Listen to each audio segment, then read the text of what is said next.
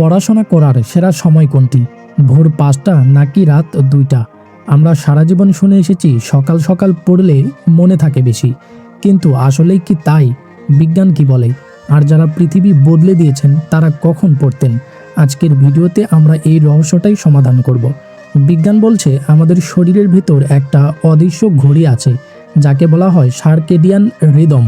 এই রিদম অনুযায়ী বেশিরভাগ মানুষের মস্তিষ্কের শেখার ক্ষমতা বা অ্যাকুইজিশন লেভেল সবচেয়ে বেশি থাকে সকাল 10টা থেকে দুপুর 2টা পর্যন্ত। আর অর্জিত জ্ঞান রিভিশন দেওয়ার জন্য সেরা সময় হলো বিকাল 4টা থেকে রাত 10টা। তবে একটা মজার তথ্য হলো, গবেষণায় দেখা গেছে ঘুমানোর ঠিক আগে আমরা যা পড়ি আমাদের মস্তিষ্ক ঘুমের মাঝে সেটাকে দীর্ঘস্থায়ী স্মৃতিতে রূপান্তর করে। এটাকে বলা হয় স্লিপ ডিপেন্ডেন্ট মেমোরি কনসলিডেশন। এবার দেখা যাক বিখ্যাত ব্যক্তিরা কি করতেন।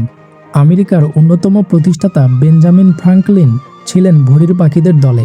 তার মতে সকালের শান্ত পরিবেশই হলো জ্ঞান অর্জনের মূল চাবিকাঠি। আবার উল্টো দিকে তাকালে দেখা যায় আধুনিক পদার্থবিজ্ঞানের জনক আলবার্ট আইনস্টাইন কিংবা সাবেক প্রেসিডেন্ট বারাক ওবামার কথা। তারা দুজনেই ছিলেন নাইট ওলস। দিনের কোলাহল শেষ করে রাতের নিস্তব্ধতাকেই তারা বেছে নিতেন গভীর চিন্তার জন্য। তার মানে কি? মানে হলো সফল হওয়ার জন্য আপনাকে ভোর 5টাতেই উঠতে হবে এমন কোনো ধরাবাঁধা নিয়ম নেই। তাহলে আপনার জন্য সেরা সময় কোনটি? এটা বোঝার জন্য নিজেকে দুটি প্রশ্ন করুন। 1. আপনি কি সকালে উঠে এনার্জি পান, নাকি চা কফি খেয়ে সজাগ হতে দুপুর হয়ে যায়? নাম্বার 2. আপনার চারপাশের পরিবেশ কখন সবচেয়ে শান্ত থাকে?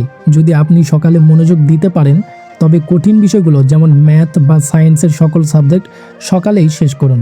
শেষে একটা কথাই বলবো, সময় সকাল হোক বা রাত, আসল জয়ী সেই যে প্রতিদিন পড়ার টেবিলে বসে। ঘড়ির কাঁটার চেয়ে আপনার ইচ্ছা শক্তি বেশি শক্তিশালী হওয়া প্রয়োজন। আপনার পড়ার প্রিয় সময় কোনটি? কমেন্টে জানান। ভিডিওটি ভালো লাগলে লাইক সাবস্ক্রাইব করে সাথে থাকুন। দেখা হচ্ছে পরবর্তী ভিডিওতে।